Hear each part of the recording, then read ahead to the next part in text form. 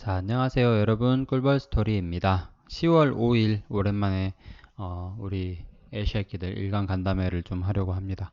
텔콘, KPM테크 그리고 한일진공 관련된 일간 간담회 시간입니다. 오랜만에 돌아왔습니다. 제가 오늘 좀 하고 싶은 얘기가 있어서 생방송을 하면서 마이크를 잡았는데요. 일단은 이 사진 다들 알고 계실 거예요. 그 코로나 관련해서 식약처에서 공시를 하고 있는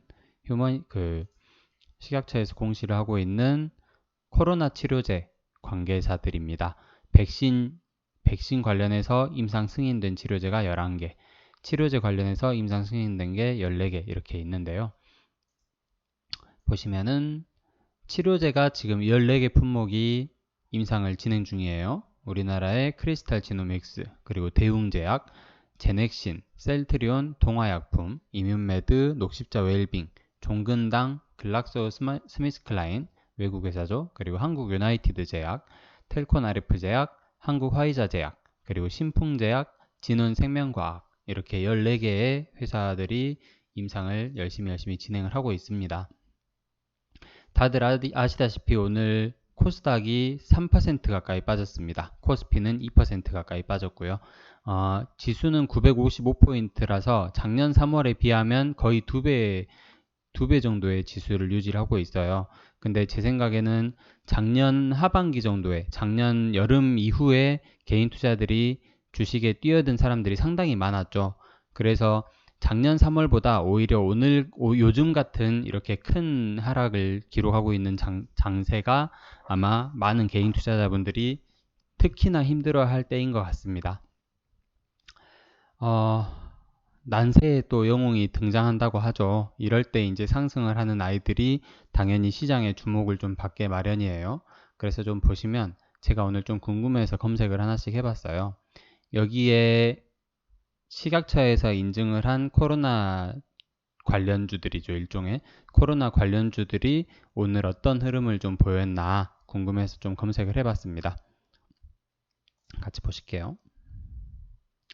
맨 위에 있는 크리스탈 지노믹스 보시겠습니다. 맨 위에 있는 크리스탈 지노믹스를 보시면 오늘 8.28% 하락을 했습니다. 그리고 두 번째 대웅제약 6.3% 하락을 했고요. 제넥시는 7.7% 하락을 했고, 셀트리온은 12% 하락을 했습니다.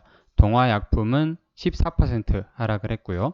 이뮨메드 관련주라고 제가 검색을 해봤는데요.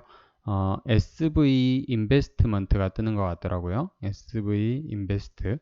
여기가 6% 하락을 했고, 그리고 녹십자 웰빙 4.8% 하락을 했고, 종근당 8.4% 하락을 했습니다.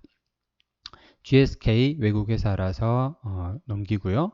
한국 유나이티드 제약도 넘기고, 그리고 텔콘 RF 제약 0.7% 상승을 했고요. 장중에 10% 정도 찍고 VI 걸리더니 갑자기 확 다시 내려갔죠. 그리고 신풍제약, 아시다시피 신풍제약은 회사의 적극적인 태도로 인해서 7.6% 상승을 했습니다. 크게 상승했죠. 그리고 마지막으로 진원생명과학이 8% 하락을 했어요. 그래서 이 회사들 중에 상승한 종목이 텔콘 RF 제약 아주 조금 상승을 했고요. 관계사로 KPM테크가 4% 이상 상승을 했죠. 그리고 신풍제약, 이 두 회사를 제외하고는 전부 다 상당히 큰 폭으로 하락을 했습니다. 오늘은 좀 그런 날이었어요. 그래서 이제 코로나 치료제 관련해서는 확실하게 주목을 받을 회사들이 있고, 주목을 좀 덜 받을 회사들이 다시 이렇게 한번 섞이는 중요한 날이었던 것 같습니다. 특히 이제 몰누피라비르, 경구투여제죠. 그거 관련해서 한바탕 이렇게 좀 뒤집히는 날이었던 것 같아요. 그리고 특히 이럴 때는 회사에서 좀 적극적으로 나서주면 주가가 좀 방어가 되든지 회복이 되든지 뭐 그렇게 되죠. 텔콤 같은 경우에는 그동안 떨어진 게 너무 많았어요. 휴머이젠에 투자를 했는데, 작년 6월부터 투자를 했는데 그 투자하기 전보다 더 낮은 가격대입니다, 지금. 그래서 그 투자한 가치가 사라진 게 전혀 아니기 때문에 저 같은 오래 보고 가는 투자자들은 좀 힘은 빠지지만 그래도 지금 가격에서는 절대 팔고 싶은 생각이 들지 않는 그런 가격인 것 같습니다. 오히려 조금씩 사모을 때이긴 한데요. 요즘 증시가 너무 불안하다 보니까 추가적인 매수도 좀 사실은 위험하다는 생각이 좀 드는 거죠. 겁이 나는 거죠, 사실은. KPM테크도 마찬가지고요. KPM테크는 휴머니젠 이슈로 1,000원 정도였던 주가가 7,500원까지 갔다가 그 후로 3,000원 정도를 유지해 주다가 FDA 거절 이슈가 뜨면서 1,500원 정도에서 거래가 되고 있는데요. KPM테크도 마찬가지로 휴머니젠에 투자한 그 돈이 날아가 버린 게 전혀 아닙니다. FDA는 FDA이고 유럽은 유럽이고 예, 영국은 영국입니다. 한국은 한국이고요. 그래서 뭐 별개의 기관이라고 생각을 하는 게 가장 좋을 것 같습니다. 사실 뭐 이 14가지 회사들 중에서 코로나 치료제 관련해서는 어떻게 보면 가장 앞서 나가고 있는 게 또 휴머니젠일 것 같아요. 가장 앞서 나가고 있는 것 중 하나가, 그죠? 셀트리온도 상당히 앞서 나가고 있는 편인 것 같아요. 그 다음으로 이제 휴머니젠도 충분히 경쟁력이 있다고 저는 생각을 하고 있습니다. 자, 그리고 아까 제가 영상에 오전에 올렸듯이